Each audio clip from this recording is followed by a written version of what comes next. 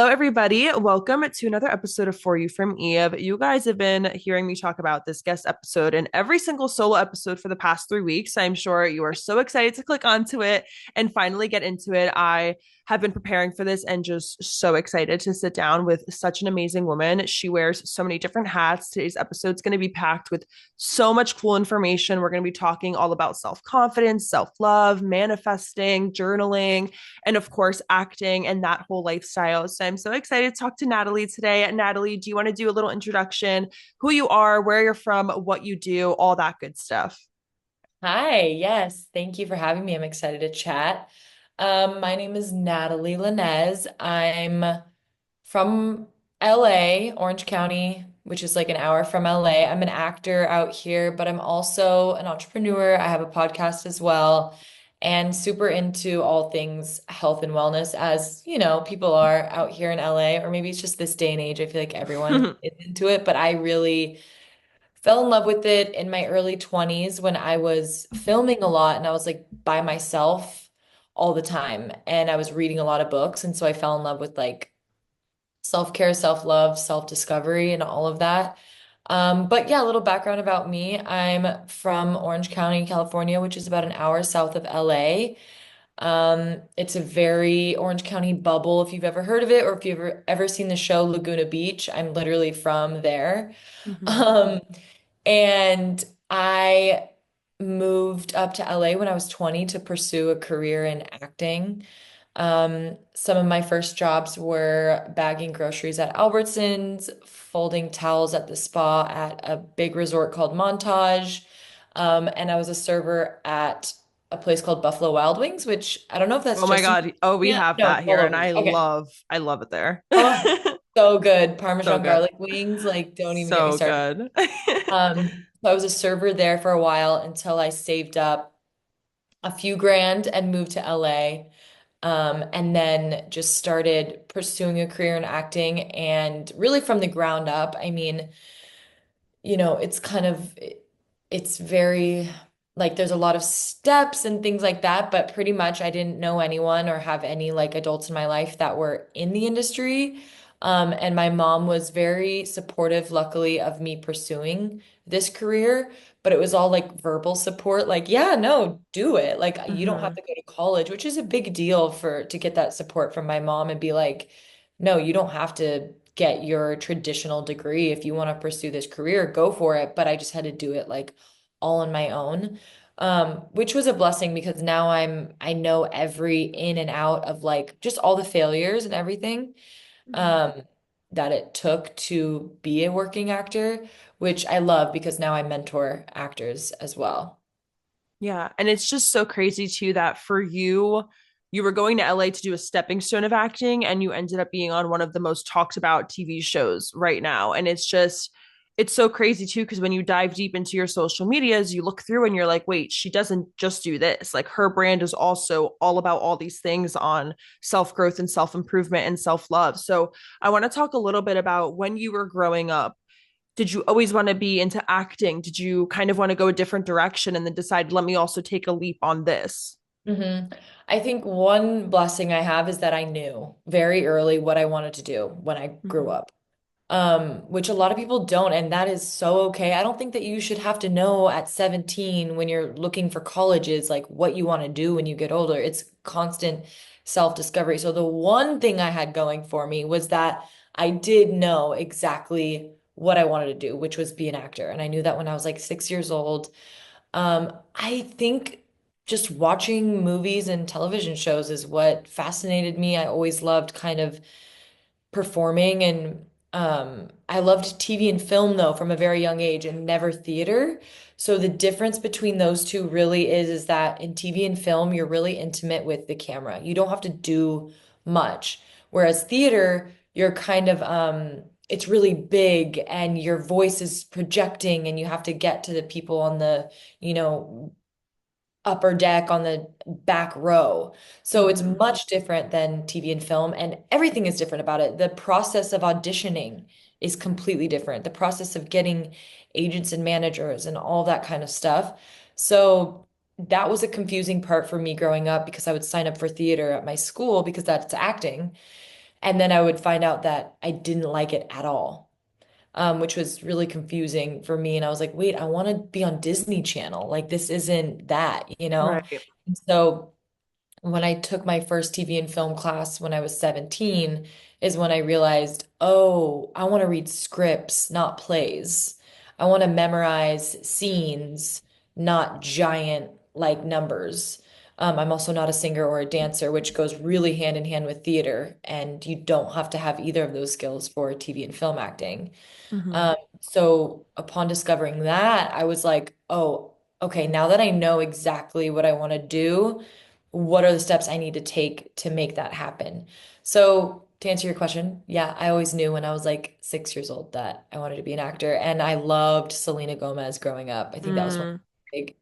my big inspos. And then I was obsessed with Jim Carrey, which is random, but I literally like wrote him a letter when I was 6, Oh being my like, God, that's so funny. hey, yeah, I love Ace Ventura. Like, put me in your movie. That is hilarious. And I feel like it's so cool to hear you explain the difference too of theater work versus like intimate acting, because for someone who doesn't really know that world, it's cool to know. And it kind of makes sense. It's like even I can envision myself maybe doing something where I'm reading a script and really feeling something, but I could not imagine myself giving a performance with people in a crowd. So I think Yeah. it's such a blessing to know what you want to do. And I talk a lot on my show about knowing your passion and finding it. And it can be very difficult for people who don't know. And the blessing that you have to know what you want to do.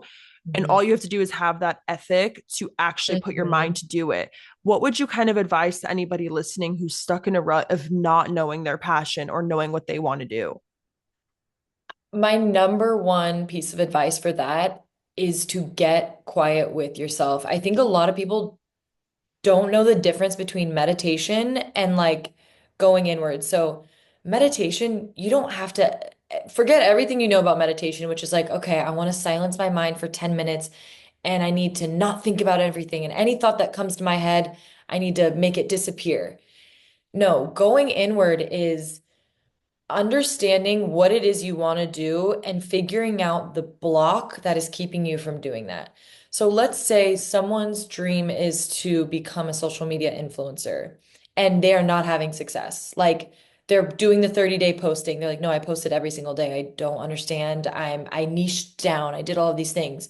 There's a block inside of you that is keeping you from manifesting that thing from happening.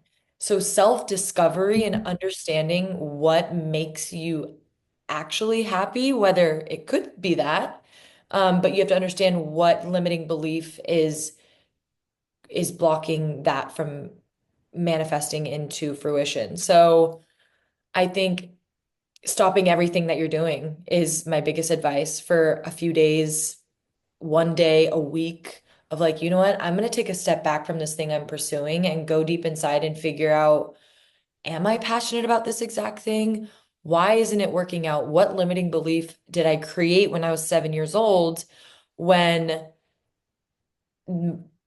my classmates didn't invite me to be included in the talent show that they were in, the dance number, and all 6 girls were included and they excluded me? This is what happened to me. This is my story. And Mm. so now I have a huge thing around like if I'm not included in something that someone's doing, whether it's a cast dinner or my best friends hanging out or whatever, I'm like, I'm not loved and I'm being left out because I'm like, I'll revert it back to literally being like, I'm ugly or I'm Right. not wanted.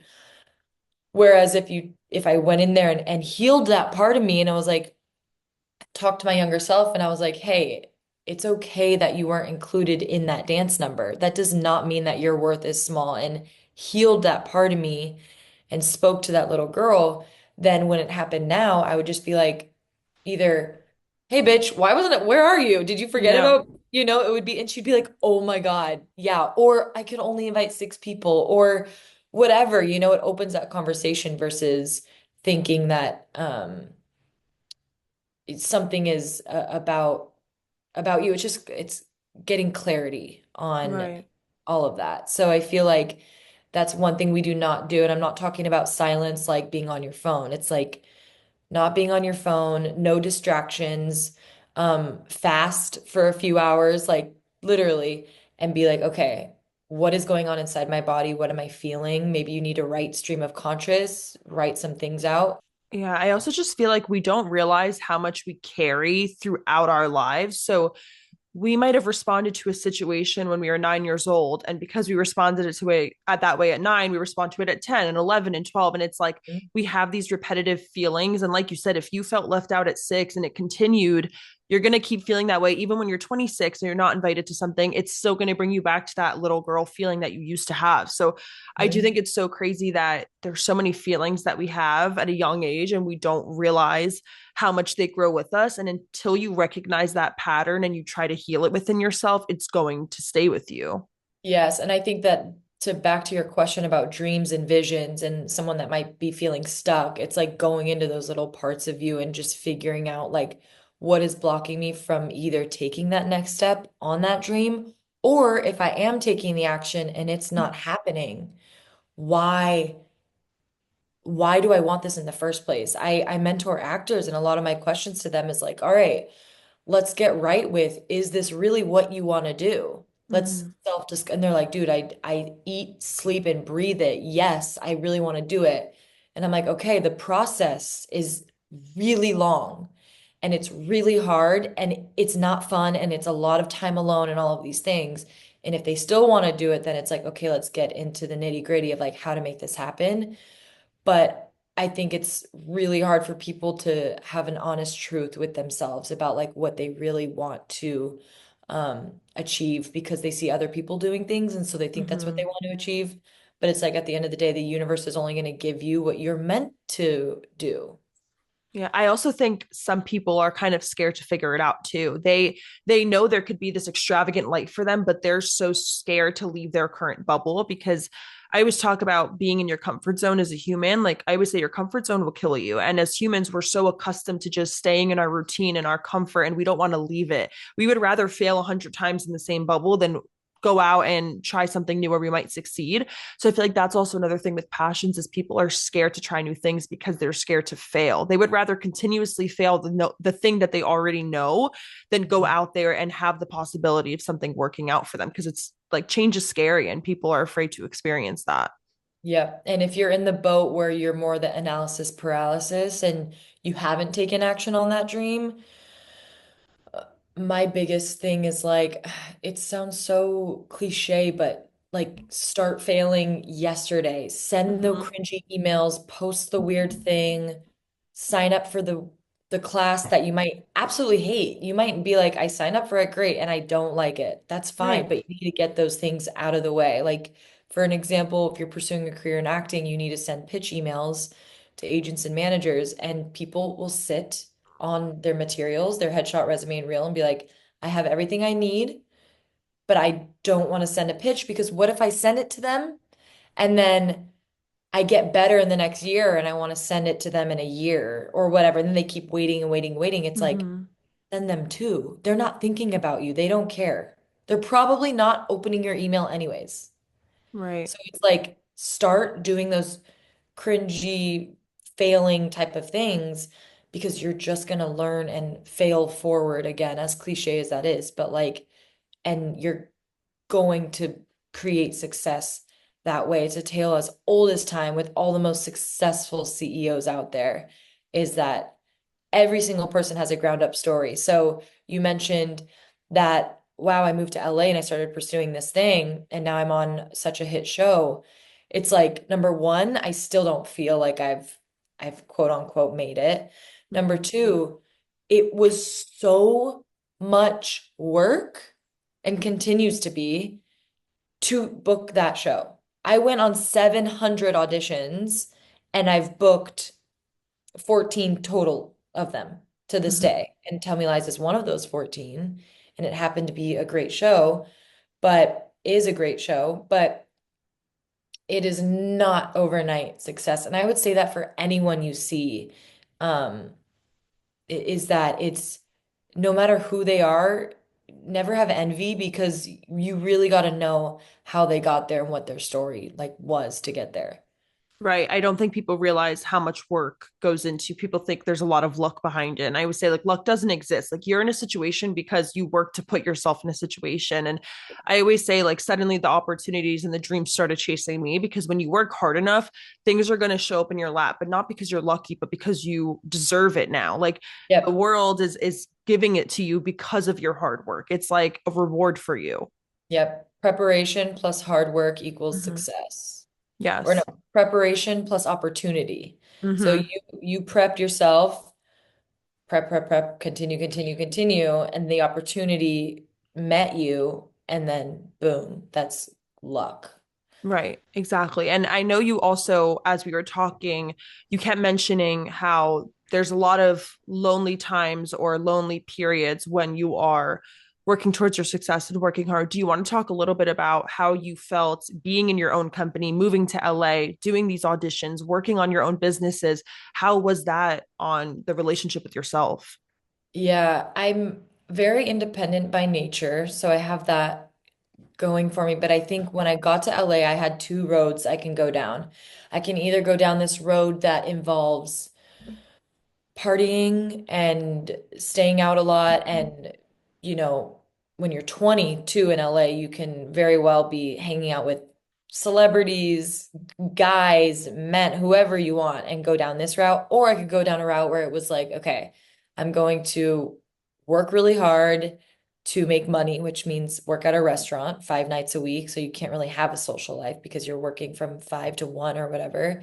Mm-hmm. And then pursue this career in acting and be as healthy as I possibly can so that when an audition comes up, I'm able to perform it at my best absolute ability. And I chose that route very quick. And I did the partying. I went to, clubs and I would be in there and I would be surrounded by 200 people and feel like the most loneliest person in the Mm-hmm. world.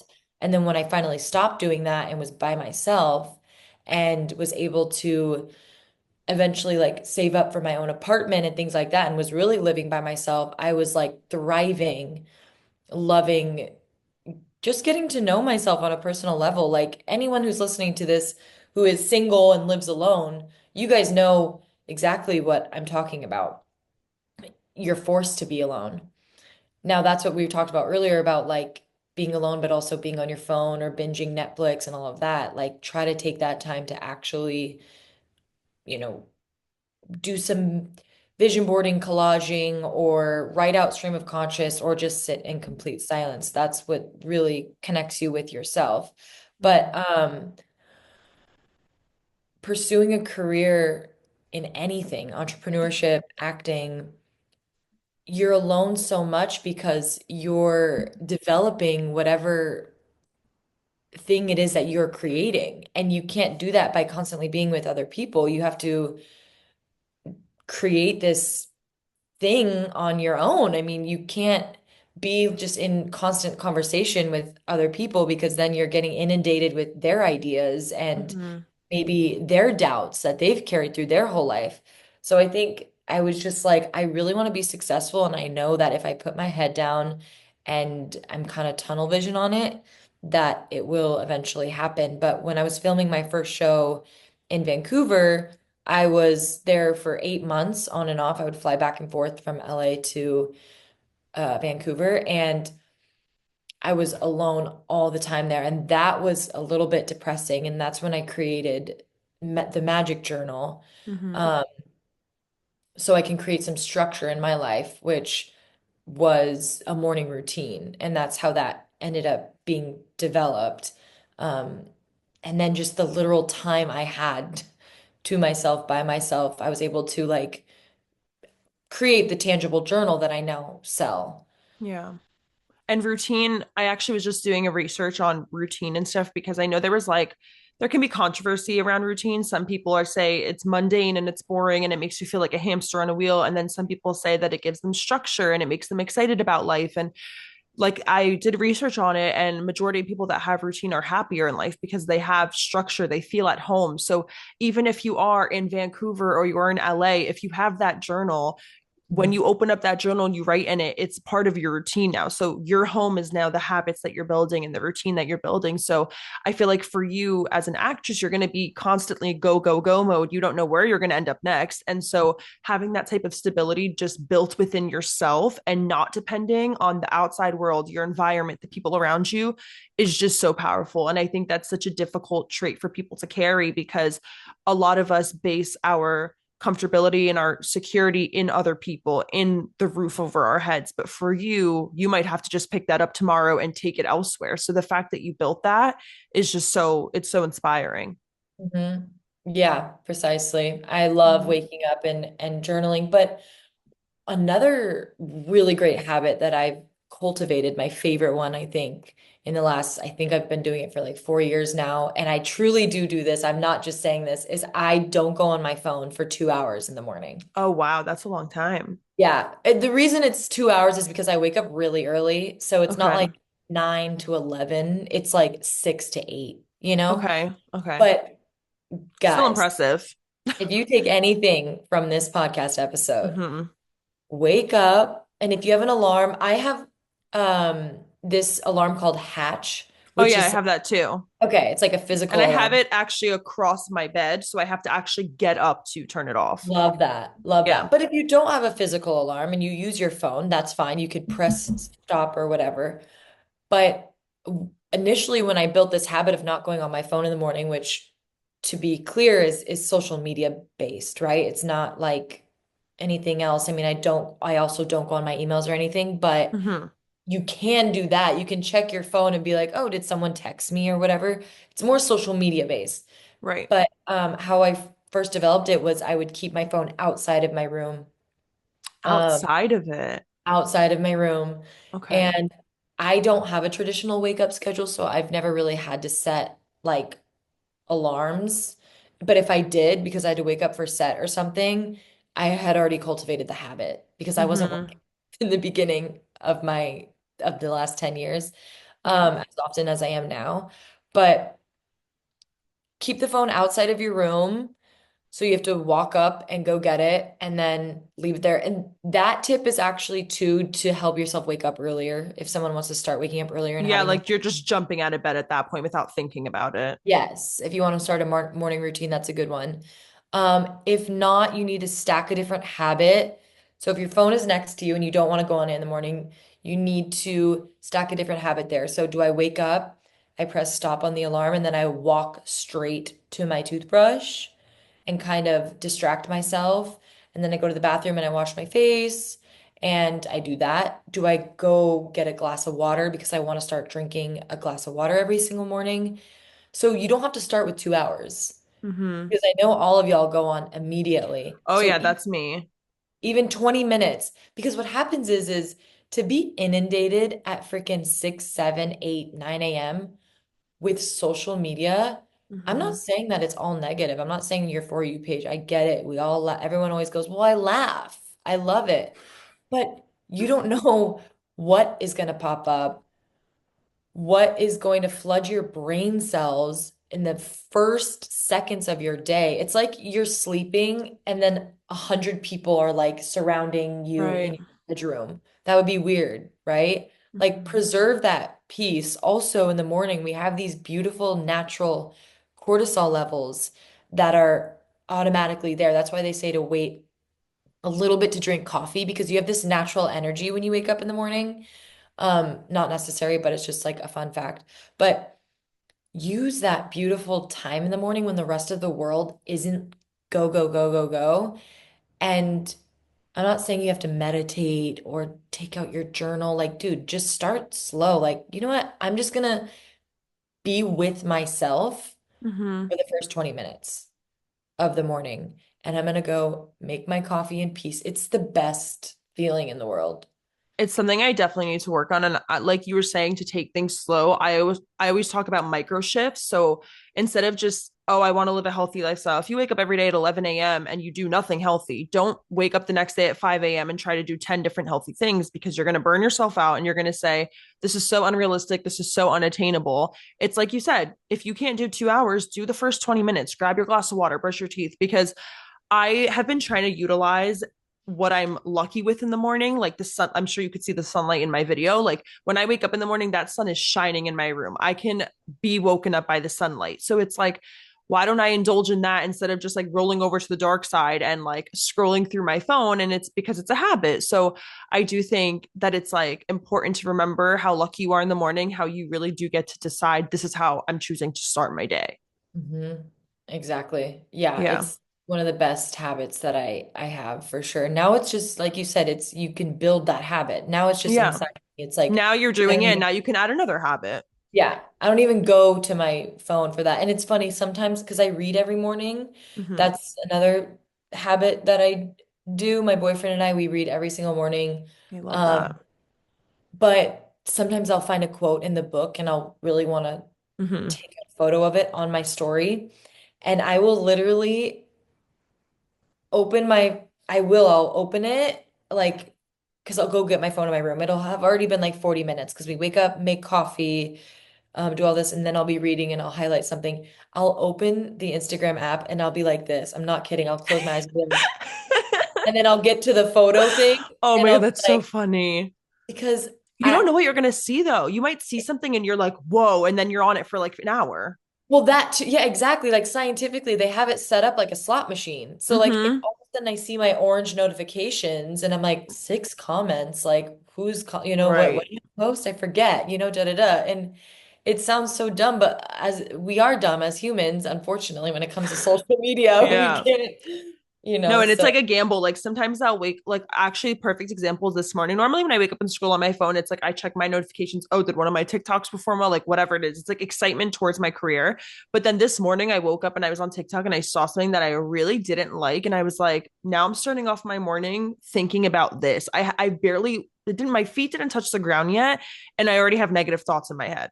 exactly. And so we both have given examples of seeing something that we don't like. But to your point of looking at your own content, Mm-hmm. imagine you feel shitty.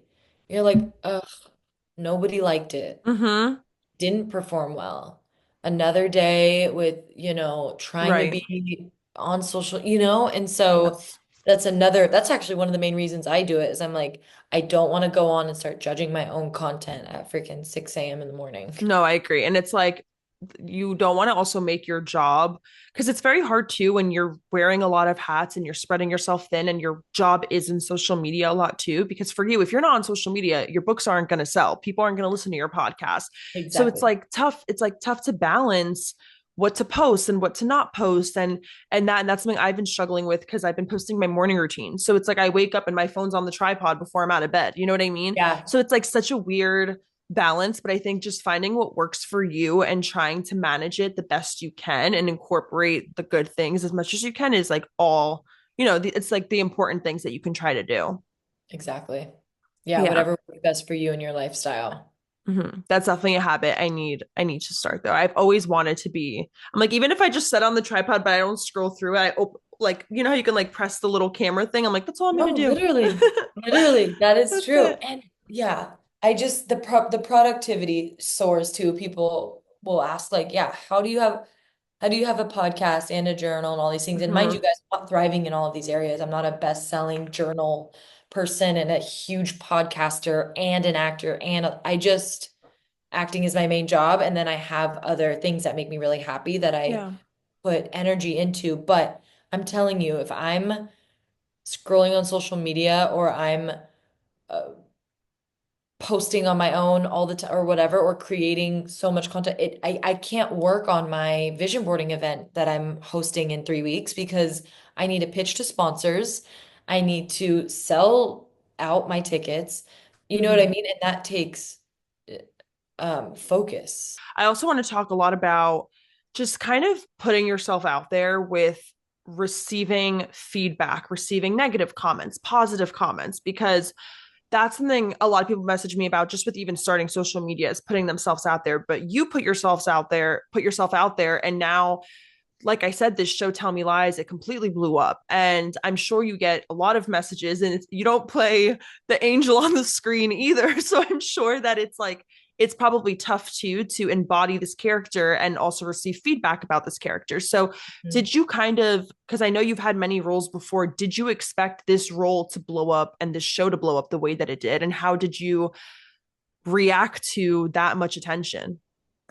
Yeah, I never expect shows to blow up because I'm Mm-hmm. smarter than that. And this is what I teach my mentees as well, who are actors, is I'm like, you can't go into something thinking it's going to change your life Mm-hmm. or You that don't it's go to a going. casino expecting to win. Yes, exactly. You do it because you love it. And I always say, however, I'm not going to do it for free. I love getting paid for what I do. So I'm not Mm-hmm. saying go do shitty things and not get paid for it and do a student film that you think that you're just doing. Like, do things because you're like, no, I like this project and all that, but you can't think that it's going to go one way or another. So, yeah, I had no idea that it was going to become what it is. And if you watch my TikToks or follow me on TikTok, you'll see kind of, I think I'm one of the only cast members who speaks a lot about like my not experience on the show, but like I'll talk about Lydia and like things that I've known about the character, things that I didn't know about the character. So I didn't know where my character was going until an episode by episode basis. Wow. So for me, I was in it not with you guys because we film, 8 months Mm-hmm. a year early, but I was just like every episode reading a script and being like, oh shit, oh shit, oh shit. So it's a So lot of adjusting. yes, and I didn't know that she was going to be with Steven in season one until I filmed till 12 hours before I filmed that Oh scene. my God. So, That yeah. must, do you think that helps your acting? Because now you're like actually surprised, or do you think it kind of like tears it back from like what you could have prepared for? Yeah, it's interesting. I think both are beautiful. So like Mm-hmm. it as long as you're playing from an organic place and presence and like I'm gonna fall into whatever this is, then you're golden. If you're stressed and anxious, which I was when I got it, I was like, wait, how do they know each other? How do I need these questions answered? And then Yeah. okay, you're not getting these questions answered because I talked to someone on the show and they're like, look, we don't even know yet. They're being serious. They're like, we don't know. It's going to Oh my happen in God. future seasons. So I was like, okay, got it. And so that's when it's up to me as an actor to create that story myself. Um, That's fun. so Like fun, like to use your creative brain too. totally. That's the whole point of doing what we do is like, unless you're given, which sometimes you are given like full episodes for multiple episodes, or if it's a movie script, then you know your whole arc. You know the Mm-hmm. beginning, middle, and end of your character because it's one script.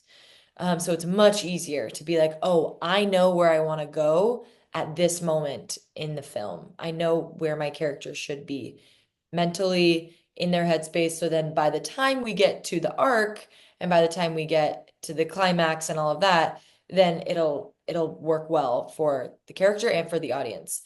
But for this, I didn't know any of that. So I think it's fun to be surprised, but I think realistically, I would like to know.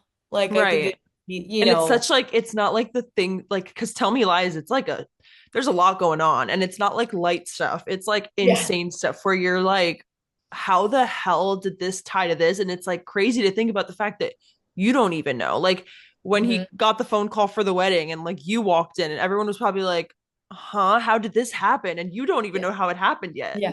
Yeah. No, That is literally. So I crazy. just created like, obviously something happened between Lucy and I. This was in season one when I was trying to Right. figure out, I was like, okay, obviously something happened between us. Um, I'm either, getting revenge or I even came up with the story of this is 10 years later. Maybe she barely told me anything about this guy. Mm-hmm. Maybe because in season one, when her brother didn't even exist, Mm. it's like I didn't know if maybe Lydia didn't know anything about Steven, hardly. Because I didn't Mm. know what happens in season two, that they did end up meeting sophomore year. Right. She did end up, Lucy ended up staying with Lydia for summer, and Lydia took care of her. So obviously she spilled every single thing about Steven. But season one, Lydia was barely in the know of any of that. So I made up the Yeah. story. There was a few. I was like, okay. it could either be that she didn't know the depths of their relationship and then they met at a bar in New York 7 years later. And it's like, oh yeah, my friend dated this guy when she was 20, but we're not friends anymore, A. And B, like there's just all different sorts of stories Right. that you could create, right? And And I then think there's a even third as a listener, it's like 7 years and you're still tripping over the same guy. What's going on? That this, you know what I exactly. mean? Exactly. So, and as an actor, which some people don't understand, is like you have to think of vouching for your character.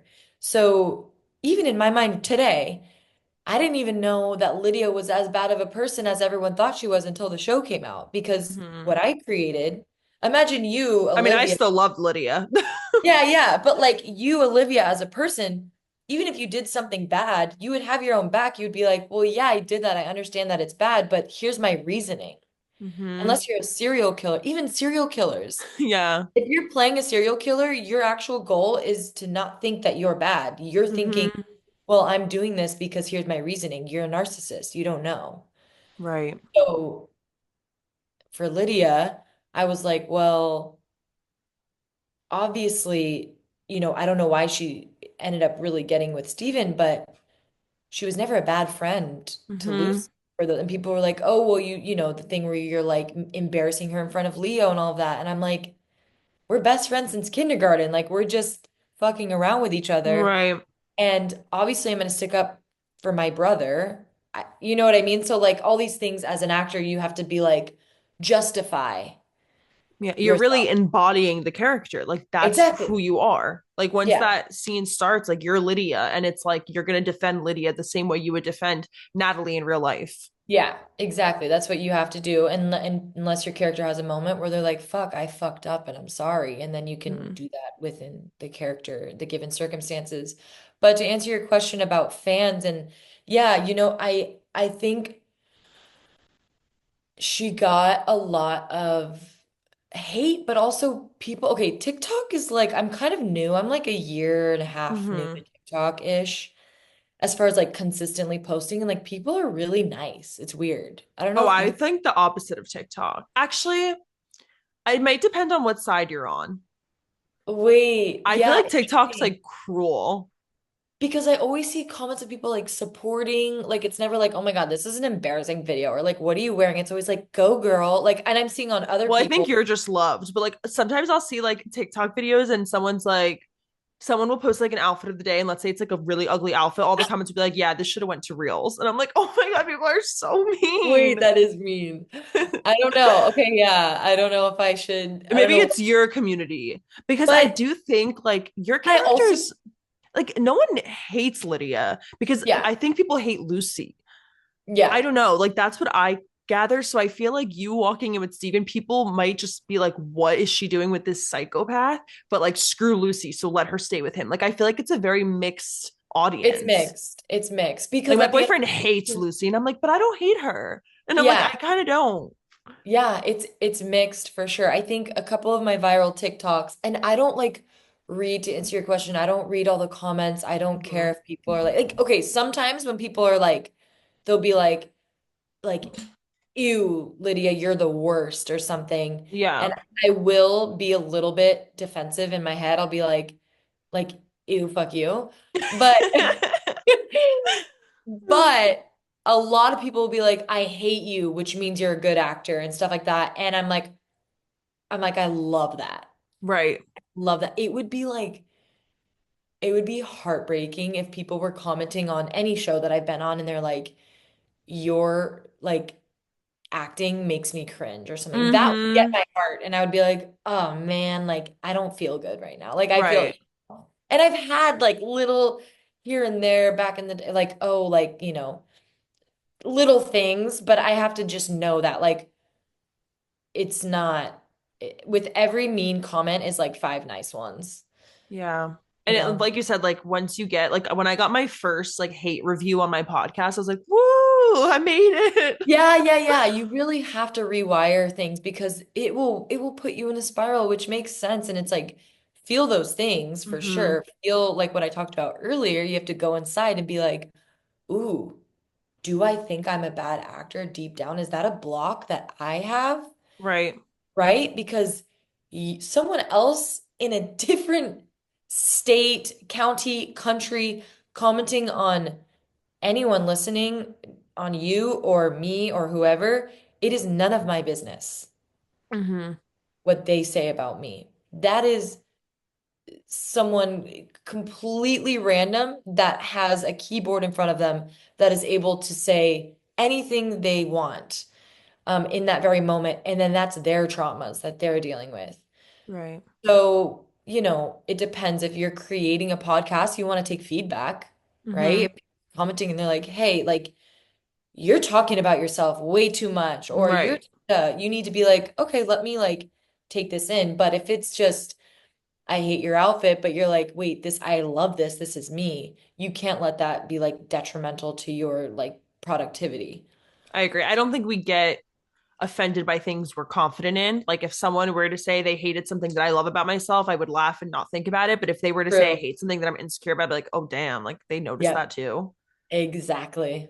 Yeah. How is it kind of, because I know that the whole process you've had a lot of, like you were saying when you were filming in Vancouver, like there's a lot of lonely moments and all that stuff. How is it transitioning into that? Which I don't know the relationship with your cast for this show, but I from what I see, it seems like a close knit cast. So how is it kind of working more independently versus working with people and having that group? Yeah. Well, so the loneliness actually comes more like my first show in Vancouver, I was really young and I was new in that cast, and so I didn't know anyone, and so I wouldn't hang out with anyone outside really. Mm-hmm. Um, but when you're actually on set or you're on location filming, it's not as lonely as the process of getting there.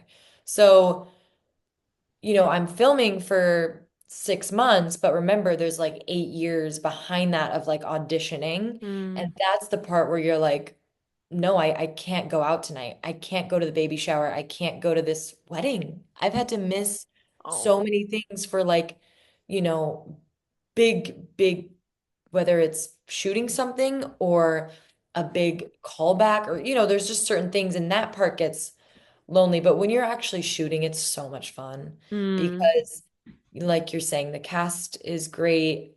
You do hang out outside, you go to dinner, you go hang out on the weekends, you go on hikes, whatever, stuff like that. I'm on a show right now called Chicago PD, and I love the cast, and Oh, we that's hang awesome. out outside of it all the time.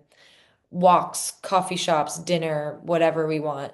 And then when you're actually on set, unless you're in an environment which I've never experienced that's absolutely like, toxic or something, then yeah, it's amazing because everyone who's there wants to be there.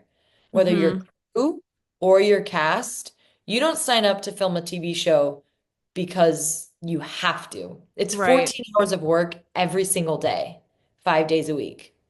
For people who don't know this, a standard set day is 12 hours.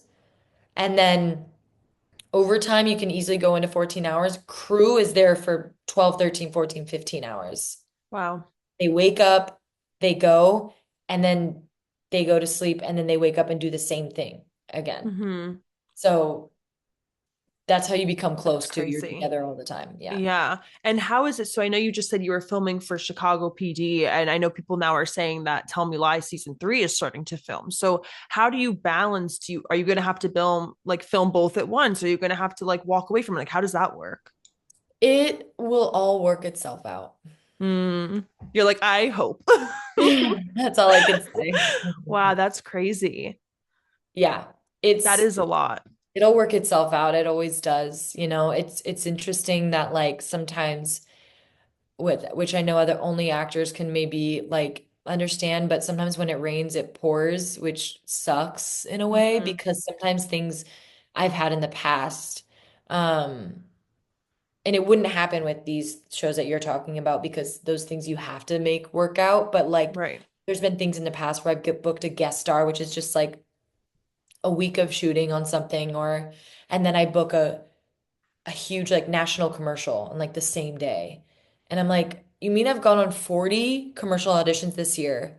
Haven't booked one of them. I book one and it lands on the same day that I'm Mm, randomly shooting this guest star thing that I booked. Like, what? yeah. And those are the moments where like it truly feels in the moment so unfair. And you're just like, I've cried over those where I'm like, oh my God, I've been auditioning for this, yeah, like I said, 50 auditions this year, and then they both land on the same day. Like, how is that? But it happens Right. all the time. Wow, I could imagine like this because I'm very type A, so I like to plan everything out. So like second Ugh. something were to go off schedule, I'm like, oh my God, now I have to rearrange everything. Oh my God, dude, I'm so type A. I had Yeah. a vision boarding event planned in November of last year, and same thing. I booked a Super Bowl commercial Hmm. and it shot 3 days, and my vision boarding event was on a Sunday. Like, nothing shoots on a Sunday. And they're like, yeah, no, November 17th, we're shooting. And I'm like, Wow. I had to send an email. I sold out my tickets, 60 tickets. I had to send out an email and be like, can you all do Saturday instead Wow. of Sunday? And like 90% of people could. And like I had to refund like 10 and then I sold them after. But yeah, that's like a perfect Crazy. example of being at the whim. There is no certainty, especially for me. I recur on a lot of shows. So like Hmm. it's called recurring. It means that you're not a main, you're just like you're on. So that schedule, I went on 32 airplanes last year. Oh Like my God. from Atlanta to New York to Chicago Wow. to LA. So it can be hectic, and then there could be months where nothing's happening. And that's why it's so important, no matter what you're pursuing, to be a full human being as well, because Hmm. it can rain and pour all at once, and it can also dry up like a freaking desert. And then that's when you're left with, guess who? Just yourself at Right. the end of the day. And that's why I've created things like magic, my podcast, my vision boarding events, and things like that. Mm. Because you never know what's gonna happen with, what you're doing. And also I enjoy those other things. I'm multifaceted, as we all are. Right. Yeah. You have a podcast called Ground Up. And I do think it's so cool that you have your own things. It's just like you said, if you have a dry season for 3 months, you don't want to just be sitting at home indulging and, because then you're going to fall off track and off routine. So, talk to us a little bit about your podcast, Ground Up. Where did the name come from? I know you mentioned the words ground up before. So, where Yeah. did the name come from and why a podcast? Why did you decide to start one? So I think I decided to start one after I think a few friends were like, "Oh, you would be great, starting a podcast." And so then the seed was planted. And I the thing is, when you get quiet with yourself, is the universe will whisper messages to you, right? Mm-hmm. Which simply means it's a woo-woo way of saying that an idea pops into your head. What happens is ideas pop into our head, but we're so distracted with food, social media, friends, partners, all of that, that we never sit long enough silently to where the idea can actually start like nestling into your head, right? And so it was within one of my like magic mornings or whatever, where the podcast idea of um the word ground up, of like getting people's ground up stories, because as I've talked about so far this whole time, is that behind every success is, I believe, 10 years of hard work. Mm-hmm.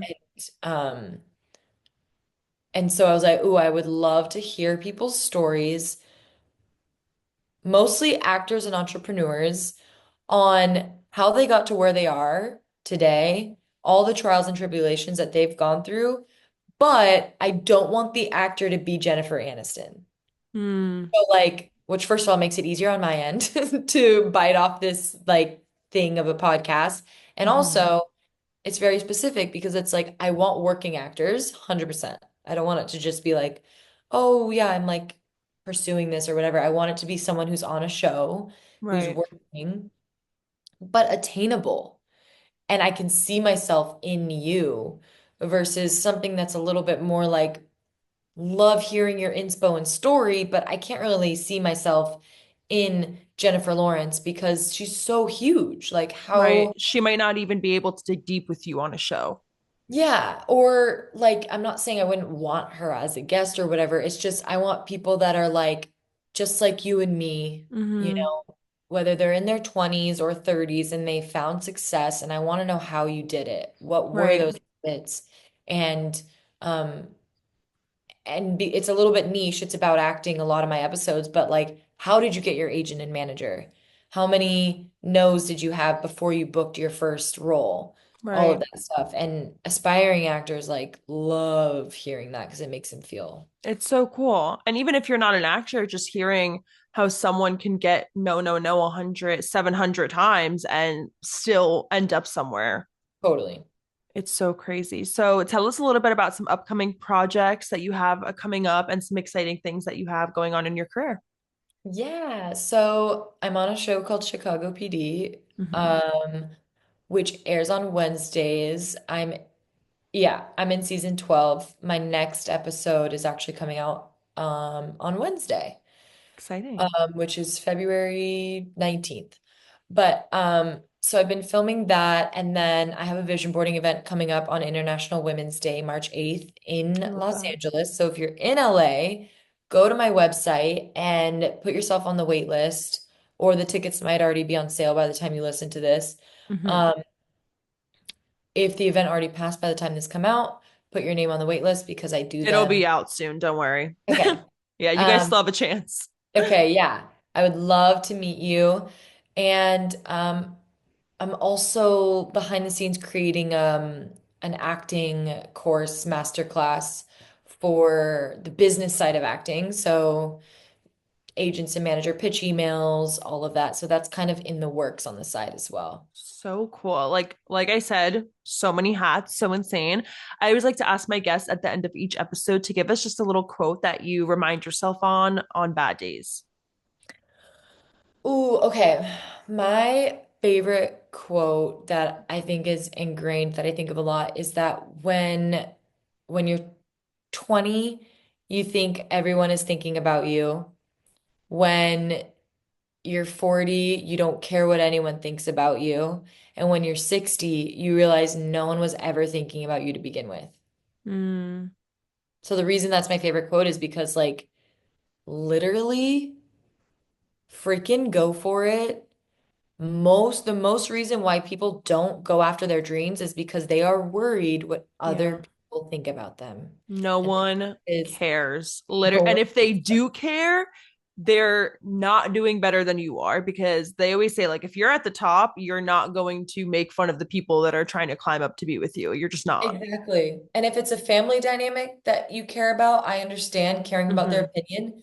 But if they truly care about and love you, they want what's best for your health and happiness and not 100%. you taking action on this like thing that you hate. Mm-hmm.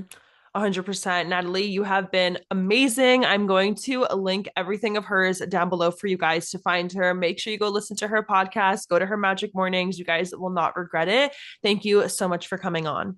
Thanks for having me, Olivia. That was so fun.